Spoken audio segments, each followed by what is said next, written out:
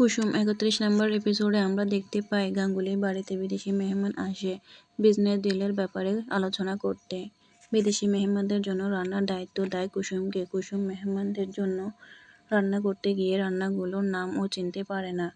কুসুম আয়ুষ্মানকে জানালে আয়ুষ্মান বলে, তুমি যেটা বেশি ভালো পারো সেটাই করো। তখন কুসুম নিজের মতো করে সব বাঙালি পদ রান্না করে। ইদানিং এই খাবারগুলো দেখে খেপে গিয়েছিল, কিন্তু তখন মেহমানদের উপস্থিতিতে কিছু বলতে পারেনি।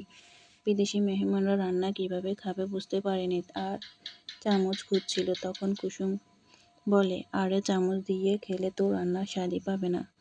তখন আয়ুষ্মান বলে, আসলে এই খাবার হাত দিয়ে খেতে হয় না, তাহলে খাবারের স্বাদ পাবে না। আমরা খাচ্ছি, আপনারা আমাদের দেখে দেখে খাবার খান। তখন বিদেশি মেহমানরা হাত দিয়ে খাবার খেলো আর খাবার খেয়ে খাবারের অনেক প্রশংসা করলো। তখন কুসুম পিসিমণিকে, আয়ুষ্মানকে সবাইকে খুশি হতে দেখলো। মেহমানরা চলে যেতে খাবারের প্রশংসা করলো আর বলল, আসলে বাঙালি খাবার অনেক মজার ছিল, কিন্তু আমরা ডিলের ব্যাপারে কোনো কথা দিতে পারছি না।